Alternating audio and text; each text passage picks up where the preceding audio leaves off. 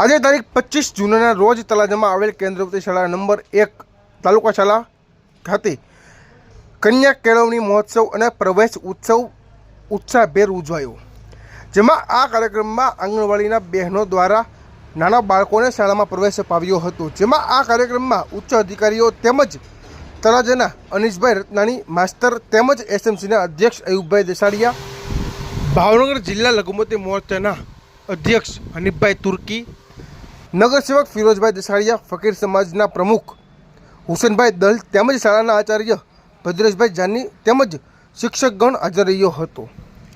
સાથે આ કાર્યક્રમના અંતે વૃક્ષારોપણ કરવામાં આવ્યું હતું।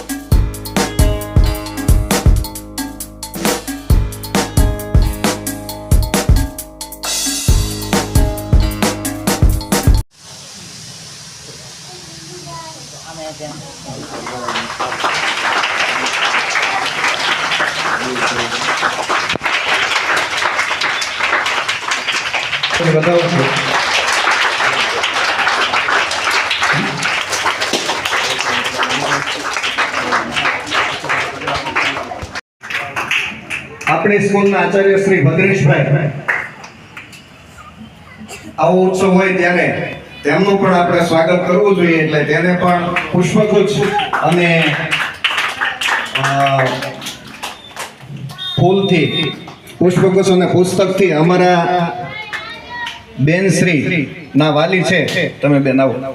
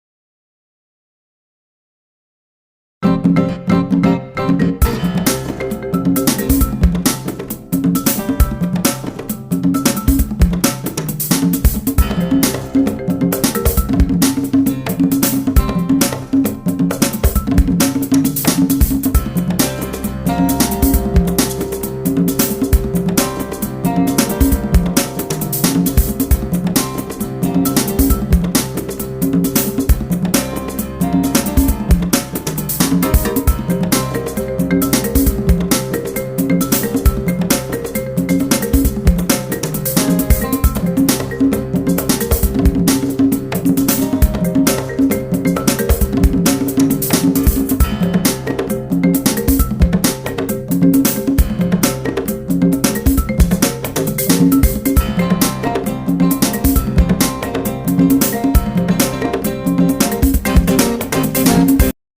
વાલા મિત્રો, મારું નામ ઉચેડી આલિયા છે. હું ધોરણ 7માં અભ્યાસ કરું છું. આજે કન્યા કેળવણી મહોત્સવ અને શાળા પ્રવેશોત્સવ 2026-27 ના શુભ પ્રસંગે મને કરું છું. આજે કન્યા કેળવણી મહોત્સવ શાળા પ્રવેશોત્સવ 2026-27 ના આ શુભ પ્રસંગે મને પાણી બચાવવા વિશે કંઈક કહેવાનો મોકો મળ્યો છે. એનો મને ખૂબ જ આનંદ છે. ગુરુજી વડીલો અને મારા વહાલા મિત્ર, મારું નામ દલ અહેમદ શાહ છે. હું ધોરણ 7માં અભ્યાસ કરું છું.